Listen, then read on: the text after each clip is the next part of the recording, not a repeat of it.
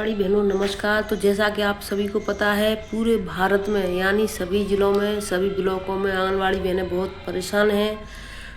तो कल यानी कि आज आप रामपुर कलेक्ट्रेट आए हैं, क्यों आए हैं आप लोग?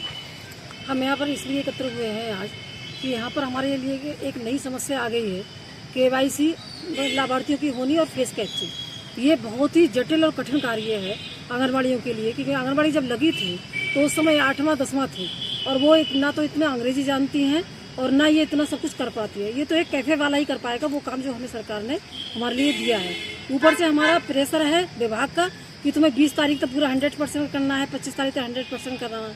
तीसरी बात यह है कि हमें जो मोबाइल दिए थे सरकार की तरफ से जो मिले थे वो 8 वर्ष हो गए मिले हुए, उनकी टचिंग भी बेकार है, मतलब कोई भी काम कर नहीं रहे हैं, बिल्कुल डिब्बा बने हुए हैं। अब ऐसी स्थिति में हम क्या करें कैसे करें उसके लिए जब मोबाइल ही काम नहीं कर रहे हैं। मैडम कहती हैं कि आप अपना 20,000 का फ़ोन और खरीद लो। अरे 6,000 रुपये हमें मानदेय मिल रहा है, 20,000 का फ़ोन हम कहाँ से खरीद लेंगे?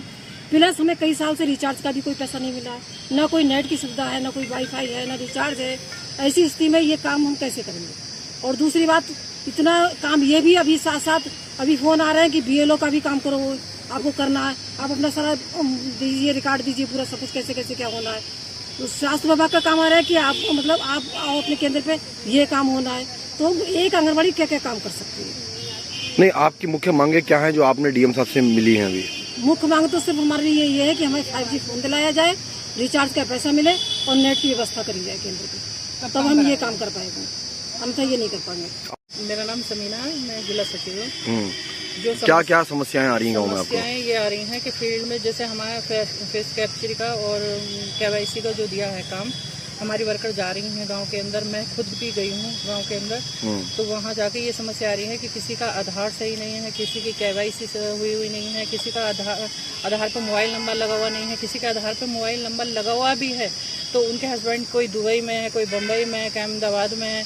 ये बाहर लोग काम करने के लिए गए हैं, उनसे OTP मांगा जाता है। इतनी देर हम उन महिलाओं को समझाते हैं कि इसलिए है, या आपका राशन मिलेगा आपको, इस वजह से आपका लिया जा रहा है। इतनी देर में हम समझा के निपटते हैं, इतनी देर में अमिताभ बच्चन बोल जाता है कि अब अपना OTP किसी को मत देना।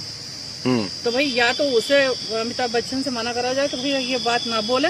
अच्छा, ये तो आपकी मांग है। वैसे तो सेंटर गवर्नमेंट खुद अमिताभ बच्चन को एक बना करके लेकर आई है स्टोन के लिए, लोगों को अवगत कराने के लिए जी। और आप मांग कर रही है स्टोन को बंद किया जाए, इसलिए मन किया जाए। महिलाएं ये कह रही हैं कि अमिताभ बच्चन जी मना कर रहे हैं कि आप अपना OTP किसी को मत देना, अपने किसी करीबी को भी मत देना। तो आप बताओ, आप वो महिलाएं कह रही हैं आप हमारे अकाउंट से पैसा निकला या कुछ भी हो तो आप जिम्मेदार होगी। तो बताओ इस समस्या को कैसे करा जाए, या फिर स्टोन को रुकवाया जाए या इस काम को रुकवाया जाए?